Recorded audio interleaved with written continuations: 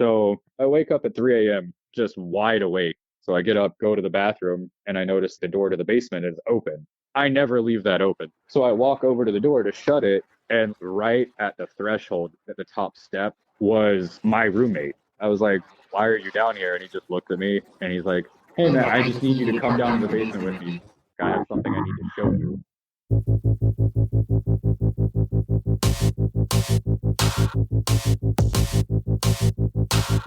From the dawn of the spoken word, storytelling has been the backbone of human culture, warning of looming dangers and evoking our most personal fears. What you're about to hear are the real-life experiences of everyday people, brave enough to share their terrifying tales. Tales where the horror hits close to home. I'm your host, Danny. Welcome to the Hometown Horrors Podcast. Listen, if you dare.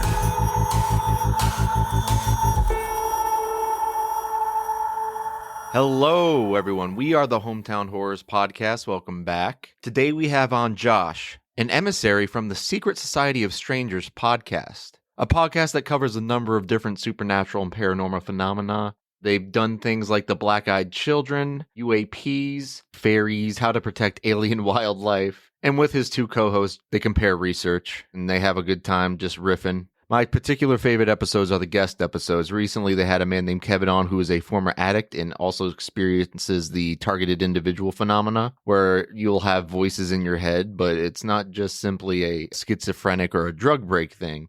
They'll kind of guide your life in certain ways. For example, they'll say like, hey, break into this car, get the keys, and then go here to do this thing. They'll give you little tasks and activities. It's kind of weird because some of the information they get is not something that's contained within the mind of the individual they're speaking to. Amazing episode. I listened to it all the way through and then I started it right back up over again. It was extremely interesting and I can't sing its praises enough. Yeah, thanks for having me. Actually, I'd like to know a little bit about the origin of your podcast before we get too deep into things. Oh yeah, man. So I'm not like a social media person. Like I'll just scroll and look at pictures and articles and stuff like that. And I was scrolling Reddit and saw somebody posted looking for co-hosts to start a podcast because I wanted to start a podcast, but never been able to do it, time and whatnot. So I figured I'd just comment and be like, hey man, yeah, I'm down. Like I like, conspiracy theories, weird cryptids, all that stuff. Like that's right up my alley. So I got a message back from Lee, one of the other hosts, and it's been about 6 months now. It's going pretty good. We love telling weird stories, doing the research and stuff like that. But our big thing is like having guests come on and tell us about their weird or high strangeness experiences. And that's been where it's really excelling at so far. Yeah, I mean, I can vouch for that too. My show is entirely guest interviews, so it's like being able to sit down with somebody telling a crazy story unlike anything you've ever heard is so much fun. Because you never know where it's going to go. And shouts to your most recent guest episode too, the guest episode with Kevin. Oh my God. Oh yeah, it was such a good episode and he was such a good guest. We'd love to have him back on and he's just a great guy. Just definitely makes you think. It's like, oh man, like some of this stuff makes a lot more sense now that you have a name with whatever the phenomenon is. Yeah. I kind of like to ebb on the side of like the world is much more interesting than we give it credit for. Yeah, there's no way that we know everything that this world or universe has to offer. Like we'll never know for sure. Yeah. And I think that's the fun of the shows, just trying to crack that egg a little bit and see what's inside. All right, yeah. So I grew up in North Carolina and our family has always been like very spiritual. We believe in like ghosts and spirits and demons and stuff like that, but I'm not very religious myself. I just believe in the spiritual aspect of it. As a kid, I would see like these shadow figures. I'd be sitting at the kitchen table and we had like a big open kitchen and then there was just an island countertop. So I would see these figures. Somebody would be standing at the island countertop and then I'd look over and it was like they were ducking down. Every time I would look at them, they would disappear. They were playing a game. And that followed me for a very long time. During the day, during the night, like it was all the time.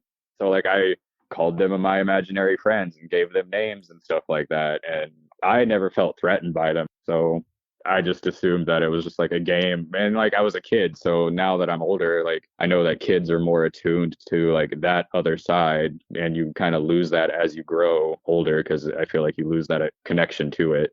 Honestly, I say that every third episode of the show. I just learned about that phenomena too. Apparently, shadow figures that peep around corners are known as peepers. So, yeah, it can be a terrifying experience, but I think it's just like the intent. Now I live in Bismarck, North Dakota, and the house that I live in during Prohibition, it was a library, a key shop, and a brothel. And there's old tunnels that go underneath the entire city of Bismarck because during Prohibition times, the gangsters and mobsters that were in Chicago would go to Minneapolis and St. Paul to lay low when the heat was on. And then if the heat was on in Minnesota, they would come to North Dakota and chill out. Well, they would come here by train, and there's an old train station, and they built these tunnels from the train station to this place called the Patterson Hotel. Under that, it just branched out all under the city. And I have one tunnel that goes to my house. It's walled up, put concrete and stuff over it. So I have no access to it. But they would bring booze and women and go from the train station to the Patterson. And then since my house was a secret brothel, they would bring women and booze underground to my house as well. So we have two spirits in our house. There's definitely a male presence in our basement. The way my bedroom downstairs is set up, you come into my bedroom, you walk to the right, there's a little hallway, bathroom, and then there's a door that goes to the basement, and then there's a side door that goes to outside where I let my dogs out. So the male spirit will stay in the basement, and then he'll come up to like that threshold of the hallway in my bedroom, but he won't enter my bedroom, which is nice, but it's still terrifying. You wake up at 3 a.m. and you see like a shadow just standing in your hallway doorway looking at you.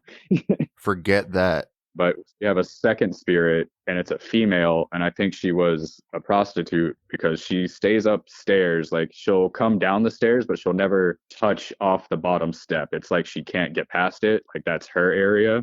When I was cleaning out the basement when we first moved in, I found like a World War II style private military uniform cap. Like thought it was something from the previous person that lived here that they left. It was like a family memento or something. So I called them. I was like, hey, I have this hat. I don't know if you left it.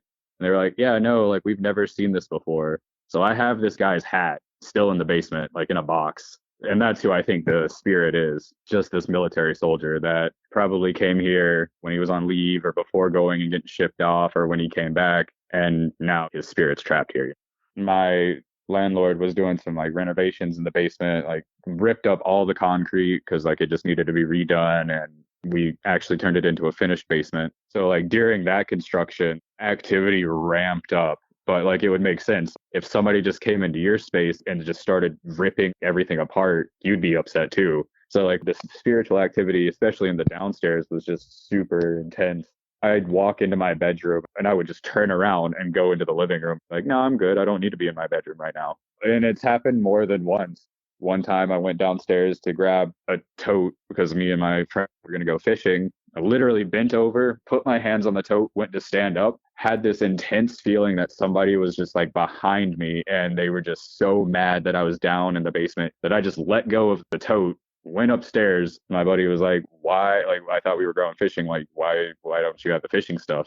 Looked at him and was like, you can fucking go downstairs and grab it yourself, but I have zero business being in that basement at this point in time. Like, something is not chill. So I just came upstairs. Did he actually go down and get the stuff though? Was he just like, oh, screw it, dude, I'll do it? Yeah, he went down and got, he's like, oh, you're just being weird. I'm like, nah, dude, I know what I feel, and my guts never steered me wrong. So if all my spidey senses are like, hey man, you should beat feet and get out of here, I'm gonna beat feet and get out of there.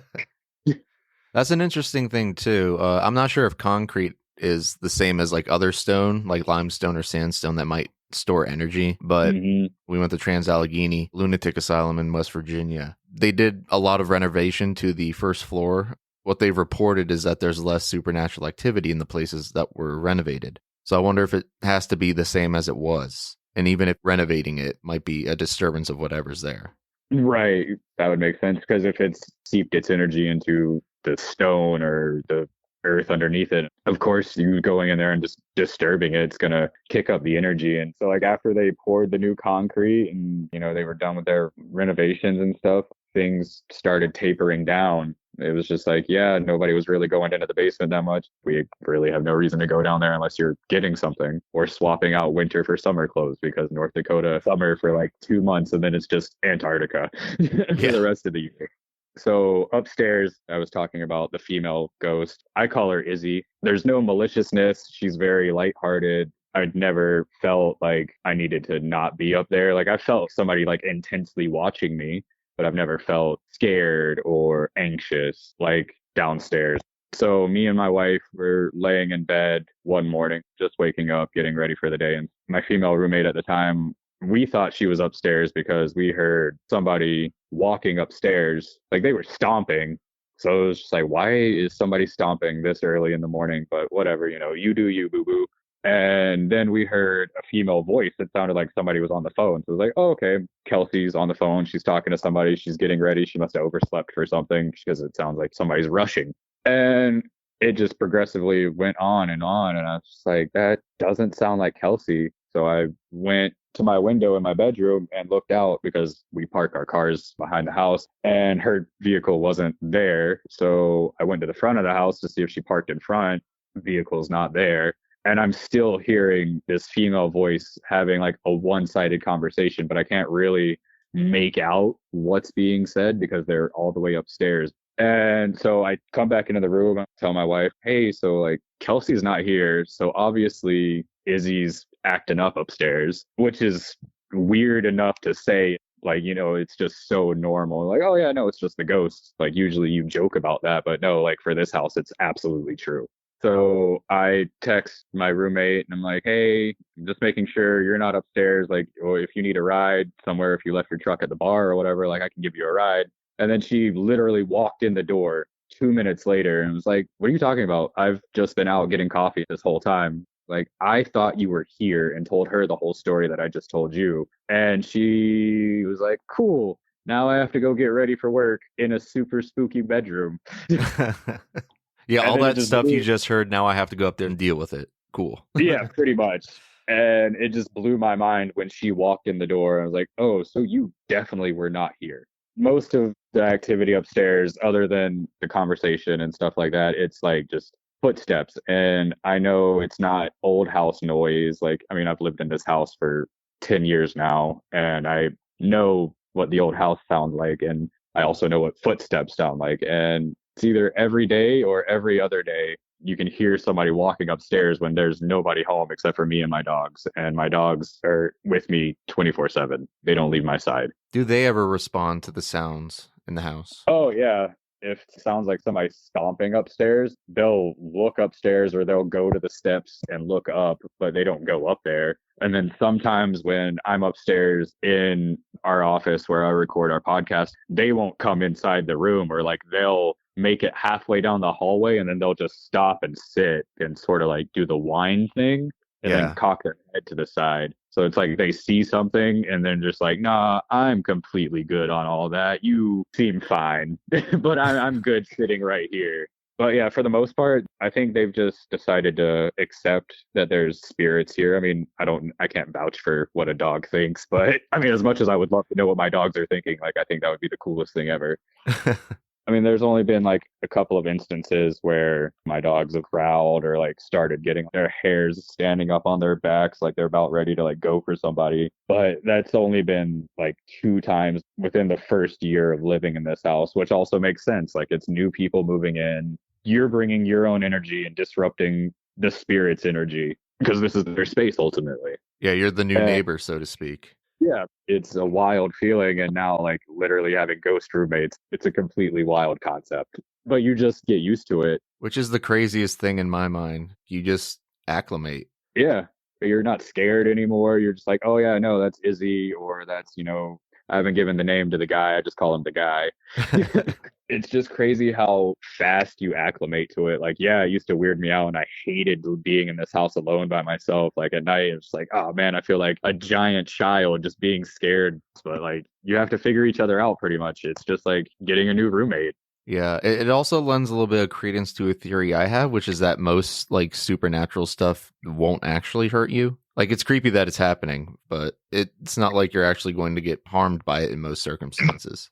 No, no. I have a theory that, like, traumatic events obviously leave imprints on the surroundings and stuff like that. And sometimes people do get scratched or they do get shoved. Like, we just brought our baby home. Like, I have a 3-month-old son, and we were sitting, at our kitchen island, just hanging out, just talking one morning. And I'm standing there and I literally see her, like, it looked like somebody shoved her right shoulder and she just kind of like got pushed back. And I was like, you okay? Like, is your shoulder fine? Like, it looked like, when you roll your shoulder and you're just like, oh man, like I got a shoulder cramp. It looked like she did that. But then she was like, no, I literally just got pushed. And then we've woken up with, like, a couple of random like scratches. Like, oh man, like I definitely didn't have this scratch when I went to sleep. Like, why do I have scratches on my head? I'm not a violent sleeper. Like, I sleep on one side. It's just part of the game now, apparently. And ever since we brought our son home, so like this first month we brought him home, the activity in the house ramped up. It didn't matter if it was upstairs or downstairs. I'd be sitting at the kitchen island holding my kid or watching TV, and I would see a figure walk past my bedroom door in my bedroom, and I would be like, oh, okay, cool. My wife's done in the shower, she'll be out here in a second. And then like 30 minutes or an hour goes by. And I was like, hey, did you like get out of the shower for something? And she's like, no. And then I told her that I kept seeing like somebody walking in the bedroom. And that happened for like a week straight. And I wasn't the only one that saw it. She was experiencing that too. Like, if I was in the shower.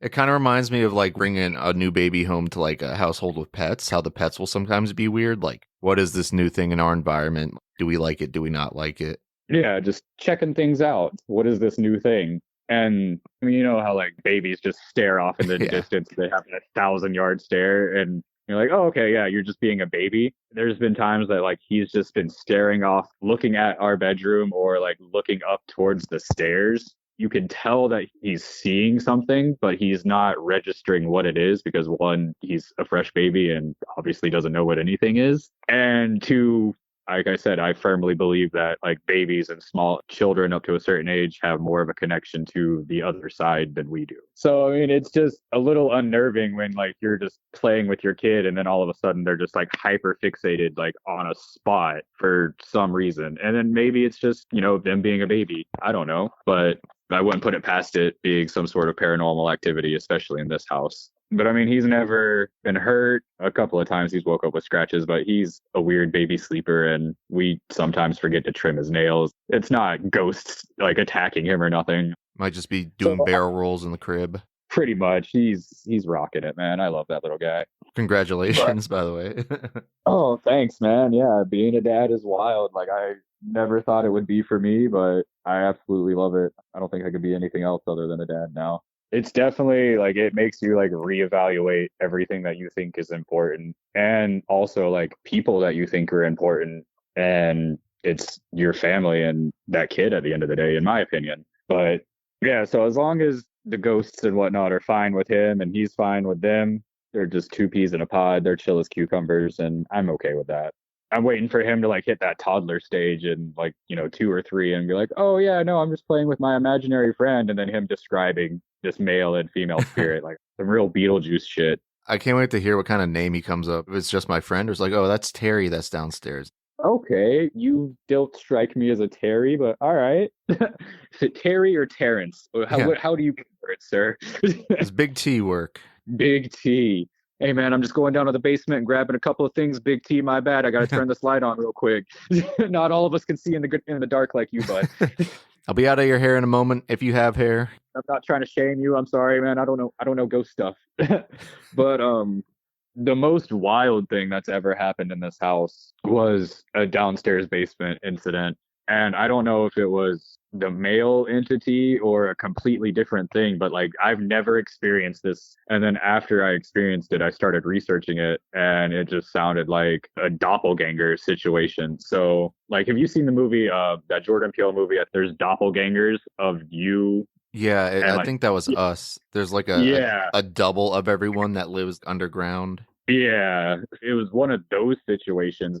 So 3 a.m., the witching hour, as people like to call it, because apparently that's when supernatural things like to happen. I don't know why. Maybe the veil's just super thin. Anyway, I wake up at 3 a.m. just wide awake. I'm like, all right, cool. Well, now we're doing this. So I get up, go to the bathroom, and I come out of the bathroom and I notice the door to the basement is open. I never leave that open. So I thought that was creepy and weird as fuck right off the bat. So I walk over to the door to shut it, and like right at the threshold at the top step before you like step up to get actually up to my bedroom level out of the basement was my roommate. So the only way that you could get into the basement from anywhere in the house would be to come open my bedroom door, which I would have woken up because I'm a light sleeper, walk through my bedroom, through my hallway, and open up that basement door to get down into it. And that basement door sticks. So you have to like put some force into opening it because it's an old house, old door. I was like, what are you doing? Like, why are you down here? And he just looked at me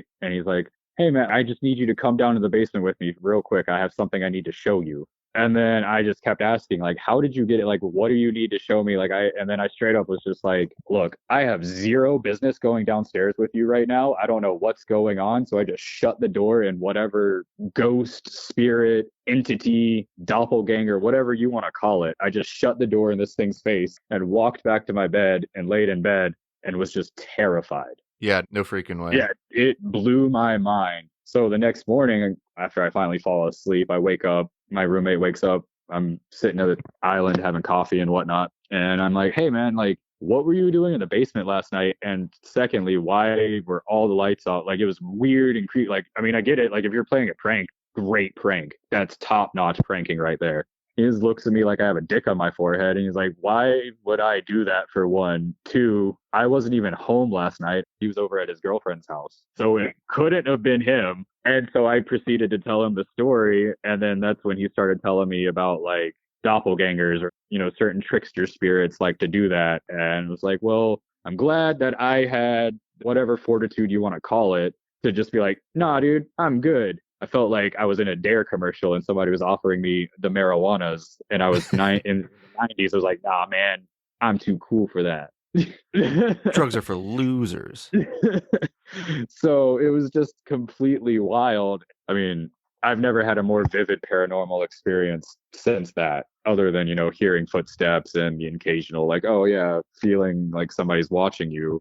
And I started doing research, and sure as shit, it started leading me down rabbit holes of like spiritual doppelgangers. It's an entity that takes the form of somebody that to get you to do something, to either A, harm you, or B, just play a horrible joke on you. Your most recent episode was Black Eyed Children. I feel like it's kind of a similar premise where they'll offer you something or prompt you to like answer a question. And if you answer or help them with whatever it is they request, it's an invitation for them to enact something heinous on you. Which is weird. Like, I never would have expected there's so many rules to being a supernatural entity. You know what I mean? Yeah.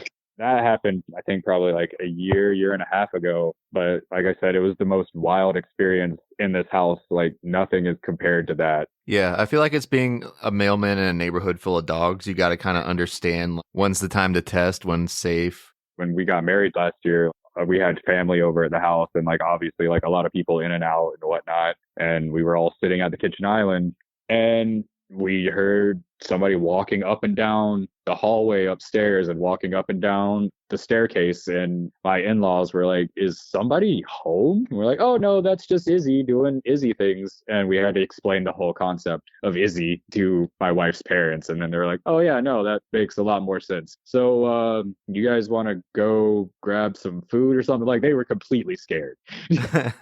You guys want to leave the house for about 3 weeks? Yeah, pretty much. It's like, see a movie, yeah, no, get a okay. hotel, So, like I said, when we were getting married, we had family and stuff stay over at the house. So, like, my brother and his girlfriend were staying in the room that I actually record our podcast in. Now, we converted it to an office and whatnot, but it was a spare bedroom. His girlfriend would wake up, and, like, she came downstairs the next day and was like, hey, so, like, I woke up and there was a lady standing at the end of the bed just staring at me and your brother. Who, like, did somebody get drunk and like just forget where they were gonna sleep or whatever? I was like, no, the only people that have been here is you guys, me and my wife, and the dogs. Nobody else is here. Everybody's already at the ranch getting shit ready for the wedding. So you just met Izzy. Congratulations. So my brother, when he lived here for a little bit, he had an experience where he was laying in bed upstairs one night and he got woken up because his bed was violently shaking. And we were like, me and another buddy of mine were down at the kitchen island.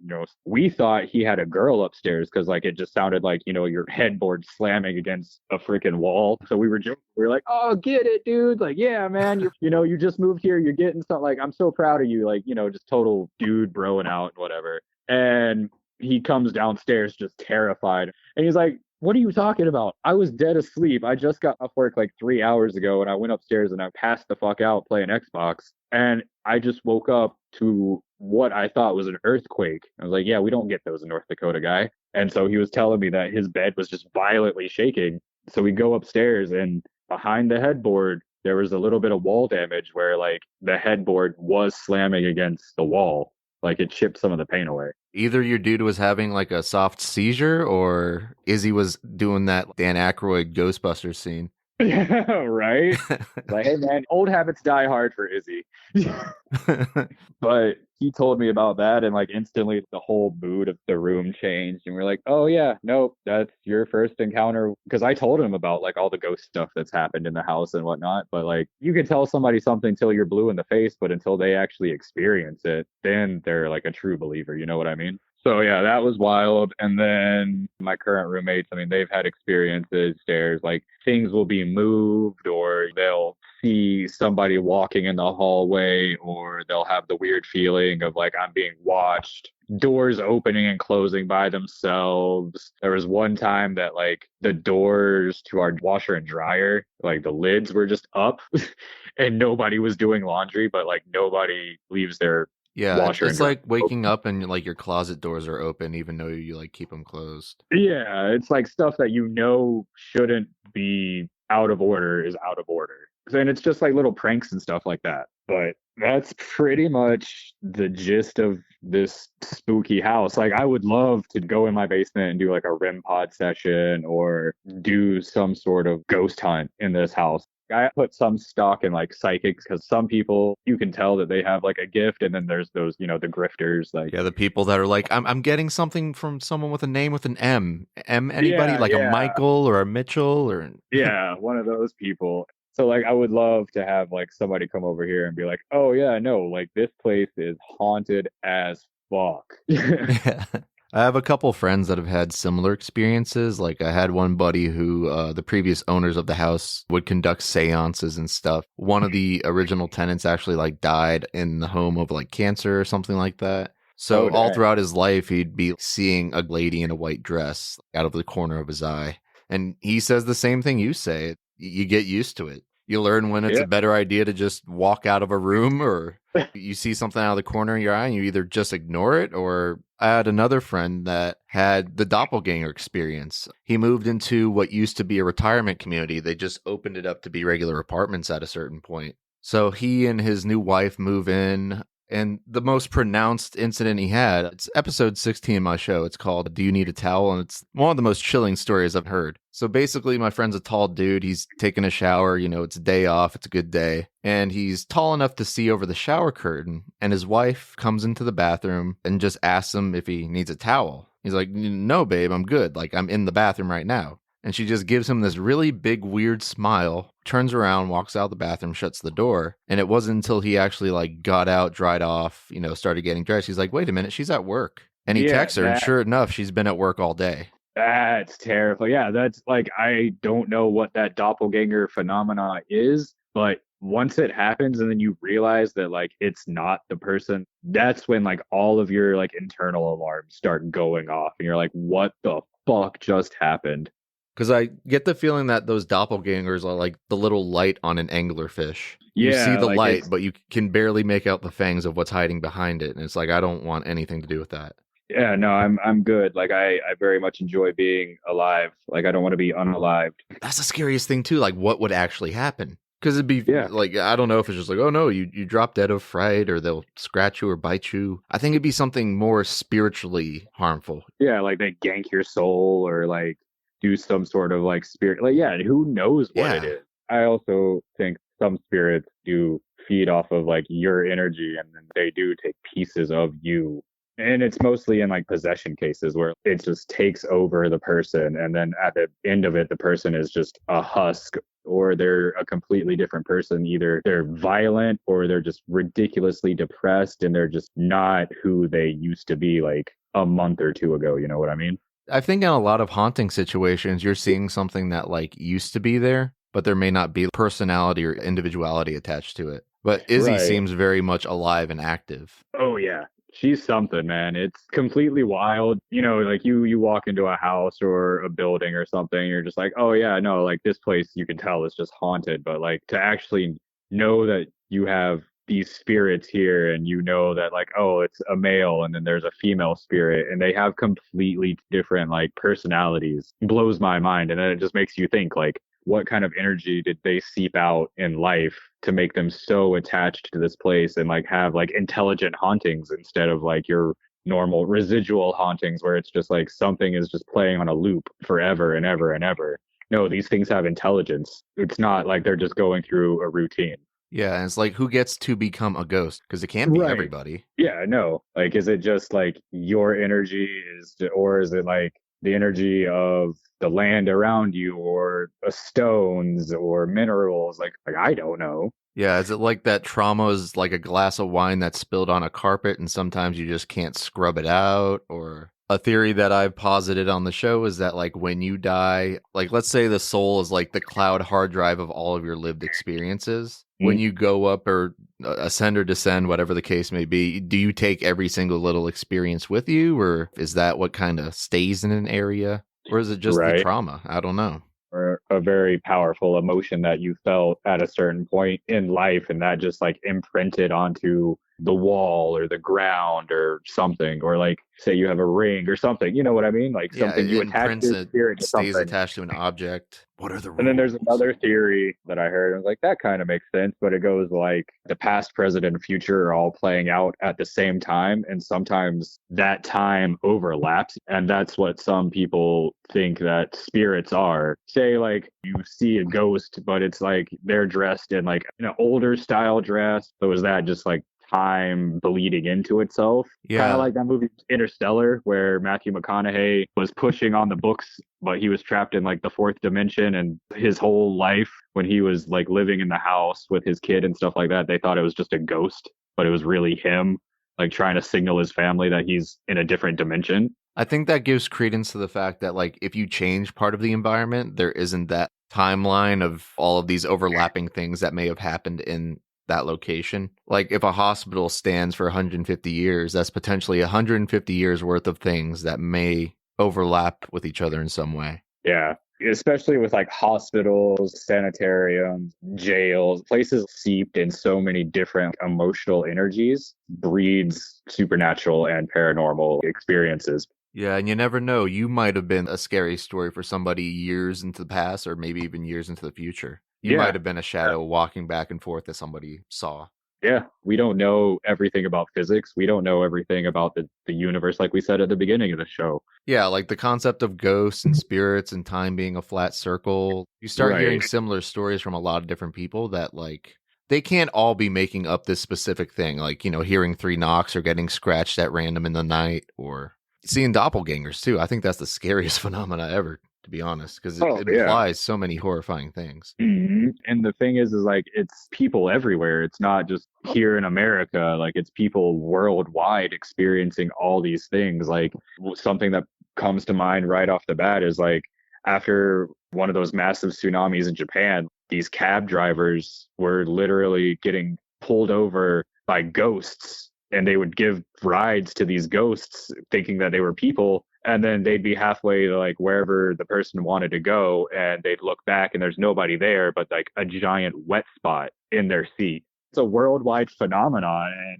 like we've been talking about, maybe these traumatic events or energy gets imprinted on the place and now these people are just trapped reliving like this very traumatic experience. Yeah, you mentioned earlier that your family seemed to have a very cavalier attitude towards the supernatural, which kind of narrows the question of like, who do you think gets to have these experiences? Since you were raised in that way, do you think you've had that like third eye open in that regard to just know that there's a spiritual side to things, and then when something is actually happening, you're able to perceive it? I think that some people are for sure born with gifts. I'm not saying like telekinesis or some shit like that, but like a weird awareness, or you're just more in tune with stuff. But yeah, no, that's pretty much all the experiences that's happened at this house and everything that I've experienced through my life as a kid. For I also sure, wanted man. to ask, what's your favorite episode of your show so far? Oh man. I think Black Eye Kids was one of them. And then like the episode where we talked about regional cryptids, because then I did like a little skit. I dressed up as Bigfoot and Lee interviewed me as Bigfoot. That was a pretty good one. But we've got a couple of good ones coming up. We've got a guest episode on Tuesday, and then the following Tuesday, we're going to start Men in Black, and that's going to be a multiple part episode, like probably a two-parter, and then it'll go into Mothman. Like Oh, we're yeah. ramping up. But yeah, man, our podcast is The Secret Society of Strangers. We are on YouTube, Spotify, Apple Podcasts, TikTok, Instagram. If anybody wants to share their strange and creepy stories or encounters, stories that you heard through your family or whatever, send us an email at ssospodcast@gmail.com. We'd love to hear from you guys. Thank you so much. I appreciate it. Absolutely. Thanks again for coming on, Josh. And folks, we'll see you all on the next episode. Take it easy, y'all. Now those were some frightfully fun stories. Howdy everybody, it's me, your host Danny, and I wanted to let you in on something special. You might have noticed that when I introduce the show, I say we are the Hometown Horrors podcast. That's because there will always be at least 3 people in each episode. Me, the person who wants to hear a good story, the guest, the teller of a good story, and you, the listener, that takes that story and carries it with you out into the world. And we make up a special kind of trinity. We are the Hometown Horrors podcast. And if you ever want to graduate from listener to guest, reach out to us via our handle on Instagram, hometown_horrors_podcast. Our email is thehometownhorrorspodcast, no spaces, @gmail.com, or via text or phone call at 571-358-8880, which FYI is not my personal number, but give it a ring. I'll get back to you, because if there's anything I've learned from doing the podcast is that everybody has a story, and that story deserves to be heard. On your number one source for the most spine-tingling, gut-wrenching, insomnia-inducing stories around, the Hometown Horrors Podcast.